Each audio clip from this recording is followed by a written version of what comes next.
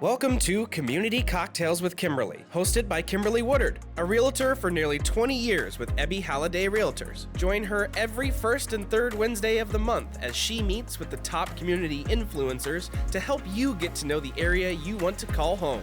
Don't just love your home, love your community. And now, your host, Kimberly Woodard. Welcome, viewers, to this episode of Community Cocktails with Kimberly. I am so excited about this episode because this is the season where we love to see our yards flourish with plants and pretty flowers.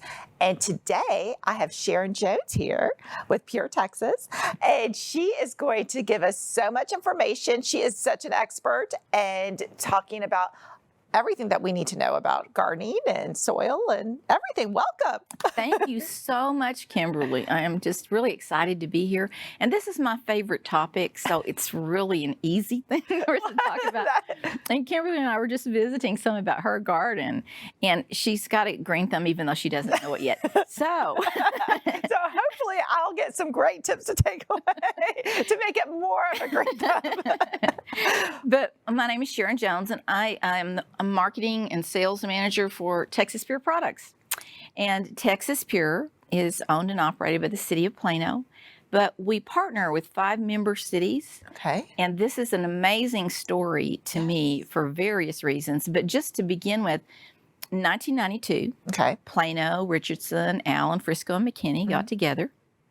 And they decided that all of this great green material that was being collected curbside was going to the landfill. Okay. And it was being wasted.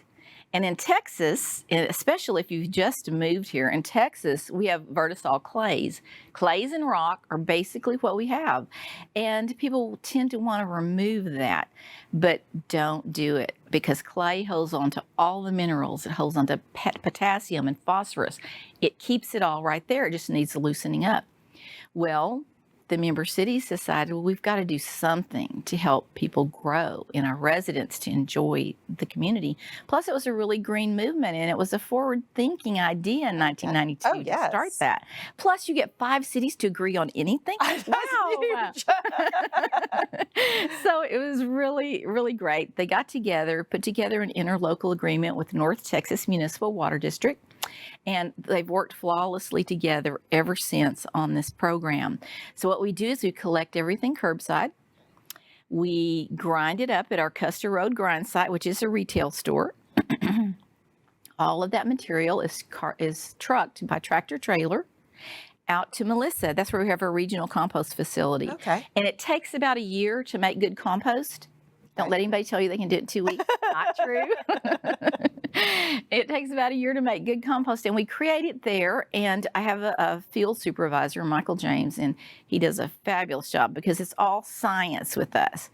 We're STA certified, the United States Composting Council, and oh my goodness, you've got it right. You've got no weeds. You've got the perfect blend. And once we get it out there, we combine it with all these fruits and vegetables. Okay.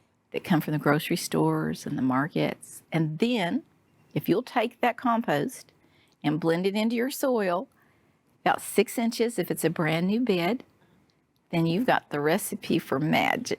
You can grow anything.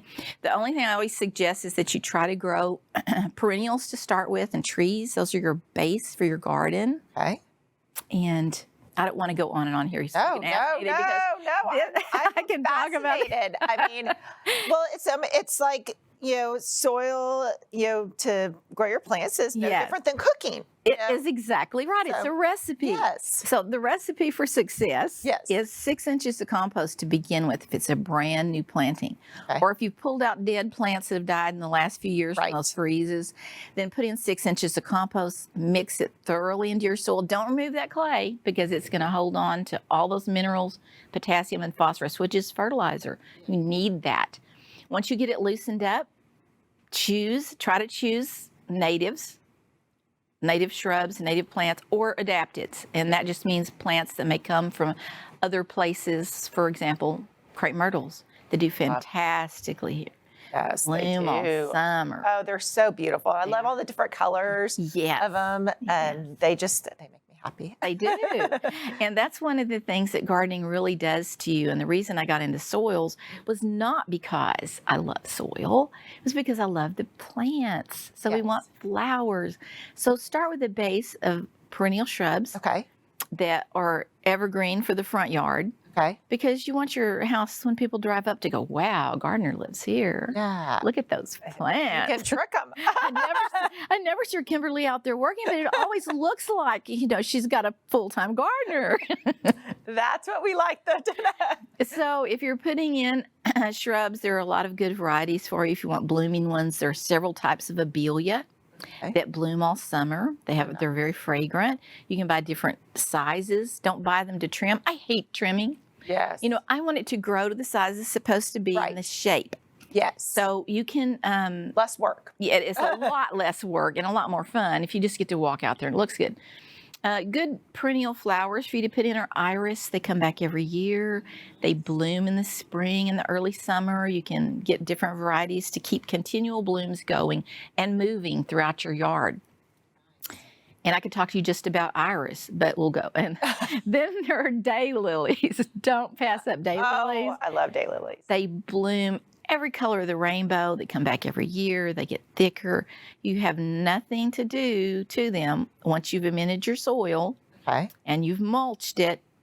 Don't forget the mulch. The mulch protects plants from temperature extremes, and it prevents weed seeds that will be blowing in and from sprouting, and it also stabilizes the moisture in the soil so that you don't have to worry about it drying out and baking, which pretty soon we're going to be at triple digits. Oh, yes. I feel like we're already. Yes, I know. And the Texas just has a way of baking it, but 2 inches of mulch will prevent that from happening, and it ensures the better health of your plant.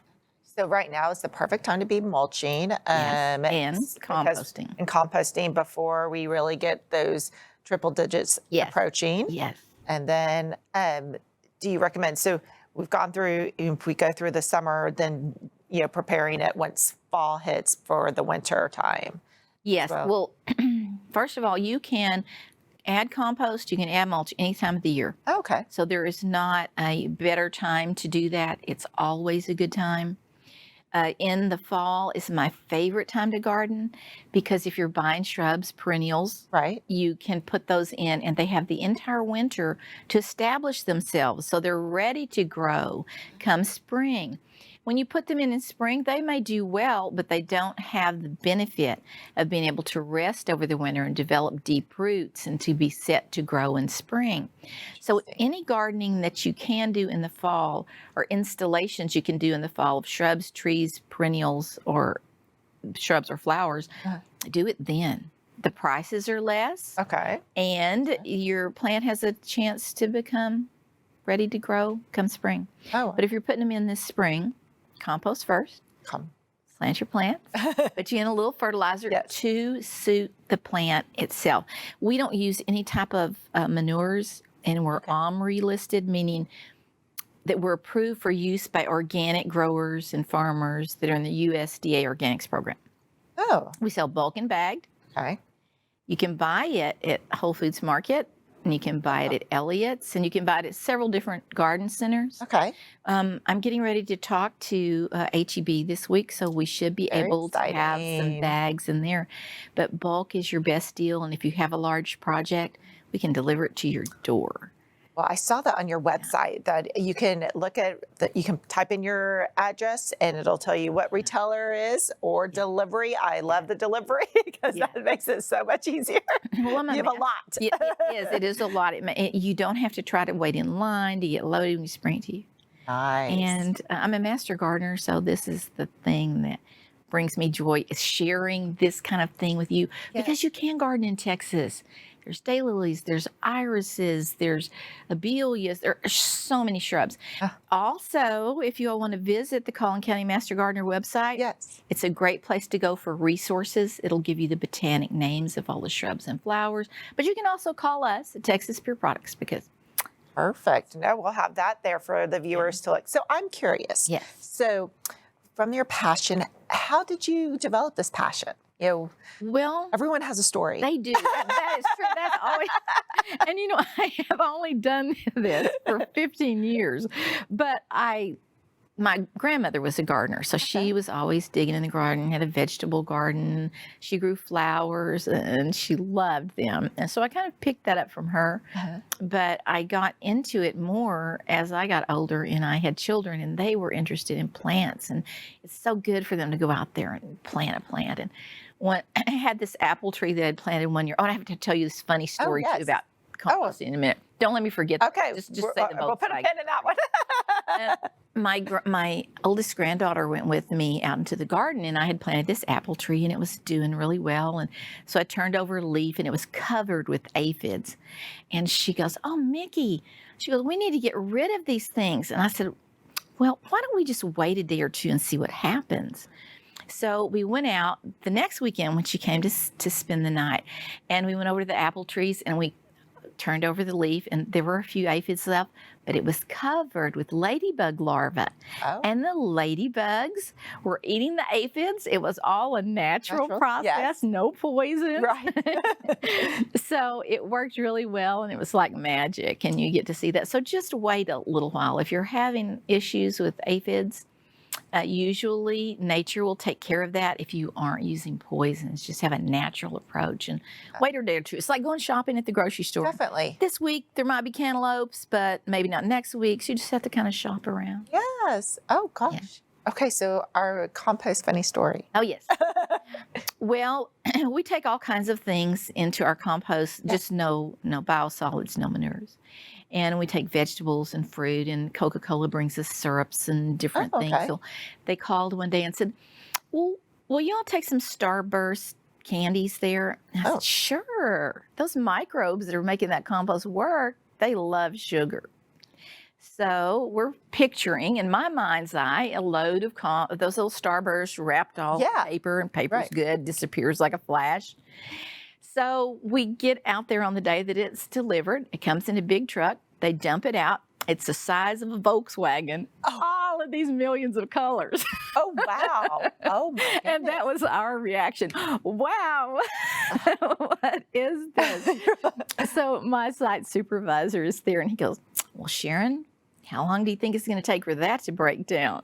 So let's find out. Yes. So we put it in a windrow, and a windrow is a long row that we create with all of that material. We covered up the Volkswagen of Starburst, and we waited a week, and it was gone. It had disappeared entirely into our windrow. And that is just an amazing thing because it's alive, and it makes your garden live. It provides nutrients. But, I mean, that's just remarkable. It was so funny to see Wow. that thing come off the truck. Oh, yeah, you're like, okay, what am I going to do? Wow, how are we going to chop this up? But hey, nature took its course with it. It did. So nature's a powerful thing, and it's good for you too. Just to sit out there in the garden and smell the flowers and look at what you've done and watch a praying mantis fly across the garden and the hummingbirds come and visit your hydrangeas. Oh, so let's talk about what are your favorite things to watch grow? Do you have like a favorite or You're something? talking to a master gardener. I love it all. Well, I love hydrangeas. So we talked about that earlier, how I just love them. They make me happy. They're, that's what I buy a lot for the house to put around my house. But I have that one big hydrangea bush that is in front of my bathroom window, and it makes me happy to look out my window and see the different colors up here. This is how I know that Kimberly is going to be a really good gardener. She can grow hydrangeas, and not everyone can. I don't know how. Well, it's really great, and they're a beautiful shrub, and they come back every year, and they come in white and pinks and blues. Right. And blues are basically, you just get those by adjusting the soil with some granulated sulfur, which you can get at the feed store, and just cast it like you're feeding chickens. Cast it out there, and it helps the plant to develop that. It needs an acid soil. because it needs an acid soil, it's a little more challenged to grow them in Texas. So that you're doing that is amazing. Don't change anything. Don't change. Be sure you mulch them, top dress it with some compost every spring or fall. It doesn't matter. It doesn't care. You can do it anytime.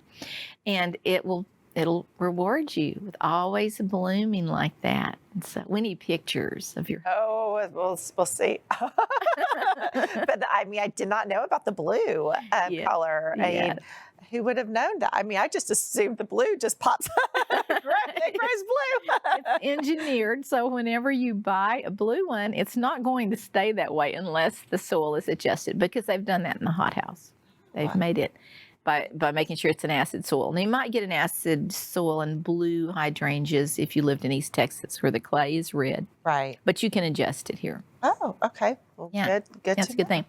But another plant that's a good companion plant to hydrangeas and that you'd probably really enjoy, it's a perennial and it's called a hardy hibiscus.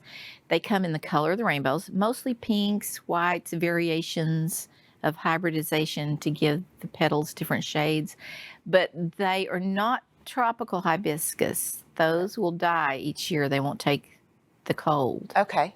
But a hardy hibiscus has flowers about the size of a dessert plate. They're about this big. Okay. They'll come in pinks, whites, reds, and variations and combinations of those.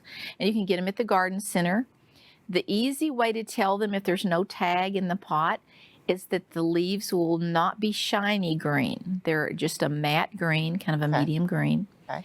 And it's always a surprise seeing them every year because you get just loads of blossoms. I have a lot of pictures if you want some. Oh, yes. I can send to you. Yes. Oh, Really well, big. that's... So is that the same as like the Texas hibiscus? Is it the same? There's What's a the Texas star hibiscus. Yes. And it actually is also known as a swamp hibiscus. It can take some water.